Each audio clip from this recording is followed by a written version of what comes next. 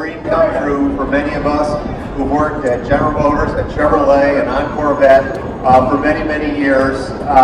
We've been trying to make each generation of Corvette better than the prior one, and we realized some years ago that in order to increase the performance envelope, we needed more weight on the back axle. We tried to do that in a lot of different ways while keeping the engine in the front. Last generation had a carbon fiber hood. You know, that's how serious we were about taking weight off the front and a higher percentage on the back. But there really wasn't a way to move the needle a lot. And with engines getting as powerful as they are today, we're running out of ability to get that power to the ground. So we really needed to make a big difference, a big change, and that meant you got to move the engine from in front of the engine compartment to behind the engine compartment. But you can stick an engine behind the passenger compartment and have a lousy car. One thing that we do is you put the engine back here, you get the mass, so you're going to have a lot of traction back here. But that's not the only thing a car does. It's not a dragster, even though it does go 0 to 60 very quickly. It wants to do a lot of things well. And so we want it to be a very capable track car with very benign handling. Historically, people with a very rear bias car have struggled to make the car very easy to handle at the limit, especially in transients. You don't want the back end to feel like it's going to come around on you. Folks have been trying to do that for years, trying to find that formula to get the car to be very benign, even though you have all that traction. Race cars do it. They have amazing aero, keep the car planted. It's much more difficult for a street car, and so that was part of the formula we had to figure out. The driver and passenger are about 16.5 inches further forward. The driver's feet is literally on the front tire. When you're driving the car, you have this command view of the road. Much like you're in a fighter jet. You have an unobstructed view in front of you. You're not looking over a long hood like we're all used to in a Corvette. You can see exactly where the car is. The center of gravity is literally right underneath your seat. So as you're turning in, the car is rotating around you. You're not chasing the car around the corner. And the way that this new Stingray can plant power to the ground is something that no Corvette owner has ever experienced. We're all used to big, powerful cars, and we have to be very judicious with the right pedal, especially in a turn. This car can plant all of that torque to the ground, and the outcome is going to be absolutely outstanding when people get a chance to drive it. Tadge talked a little bit when he was mentioning the audio system about how quiet the car is. So a side benefit of moving the driver and passenger forward is that they're now further away from the noisy, big, wide rear tire. We also put a lot of thought into the acoustic treatment behind the driver and passenger. There's a lot of really great engine sounds like exhaust and induction that you want to hear. There's also some noises you don't want to hear, valve train, injectors. And to keep that quiet, not only did that job, but it resulted in a very quiet, comfortable cabin. Sure, you can hear the exhaust when you want to hear it, but you can have a conversation going on the highway, you can talk on your phone on Bluetooth. People on the other end of the line can actually understand what you're saying. It's something that not a lot of us are used to driving a Corvette. The way this car behaves at the limit. So Tadge mentioned before about the challenge of laying out this architecture for all-out performance. In a front-engine car, especially a powerful front-engine car, as you start to lose rear traction, not only are you losing traction at the rear, but now you're shifting a lot of weight to the front of the car. Oftentimes in a turn, you're going to have steering wheel input, and as you shift the weight to the front of the car, you just gave that input more authority. So the car will want to rotate quicker, a little snappier, a little tougher to catch.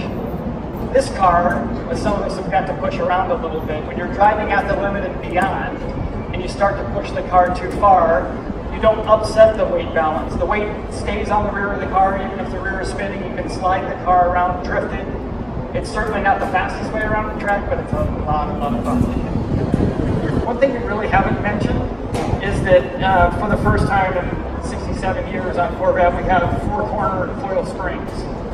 So the transverse composite springs that have been around for a while are gone in this car. There was a number of reasons for doing that. One of them was to lower the powertrain. The crankshaft center line is actually about 1 inch lower in this car. And not only do we want to keep the mass rearward, we want to keep it as low as possible. And those coil-over springs, if you look at the rolling chassis and the tent, you'll see that they're pointed right at the tire contact patch. For optimal chassis performance, we've also talked about how the structure is about 10% stiffer. Stiffer structure does not mean harsher ride. In fact, it's just the opposite. The stiffer structure lets those optimized suspension components do their job. You're going to be blown away by a car that has this much grip, this much capability, with this soft of a ride, this quiet of an interior. It's an awesome machine. So Josh mentioned this is a Z51 car. This is the first time we've done a Stingray with Z51 that actually has full vehicle downforce. Usually we were able to accomplish that on the up-level cars, the 06, the R1, but it required kind of extreme aerodynamic measures, big giant carbon splitters to get a lot of downforce on the front end and then a big wing on the back. This is the first time we've been able to achieve downforce on a car with this kind of minimalistic aero. And one of the reasons for that is the proportions and the architecture. When you move the windshield this far forward, you can see that the top of the windshield is almost right over the front axle. And as the air flows over the car, it creates high pressure at the base of the windshield. And that high pressure, when it runs into the windshield, actually creates force that pushes down. Having that downward force very close to the front axle makes it easier to generate downforce on the front end. It's very, very hard to generate front downforce on a road car, never mind a car with an engine in the front with the windshield way back here. So we took advantage of that to be more aggressive aerodynamically, and that's just one reason the car looks the way it does. So the fact that you have a frunk means you can't really put a very effective radiator right on the center line of the car. You want to use all that space for luggage. So we had to put very large heat exchangers outboard on both sides, supplemented by cooling in the back. You see the very large rear quarter openings. We knew we had a special challenge around evacuating hot air out of the engine compartment. When the engine is in the front, you have the air coming out of those heat exchangers, which is still way cooler than exhaust manifolds. And that air would push over the engine and exit out through the wheel openings onto the car, out through the gills that we put on the fender. So it's kind of a natural setup that way. When you put an occupant compartment in front of the engine compartment, you have a big challenge. You have to get that hot air out of there. And so if you take a peek in here, you'll see there's heat exchangers on the Z51 car, and then there's powered fans on both sides. That was part of the formula for getting a car that had all these attributes. The powered fans actually push air over the engine, but it has to escape somehow. And so if you look at the amount of venting on the car, it's way more than we've ever done. We have, in fact, this car, just from driving it from the tent over here, there's hot air coming out of these vents. So very large vents down the side, and then we decided to add more venting by actually cantilevering the backlight on here in the hatch. So there's a mail slot that lets hot air, which rises naturally, come up across the engine from underneath the car and exit the car right here. So when the fans are powered on, that blows air up and rearward. And when you're moving fast through the air, you get a ram air effect that helps push air through the engine compartment. And then you'll see very large vents on the back of the car and all the way across the center. The air goes out of the engine compartment, across the muffler, and out the back end of the car.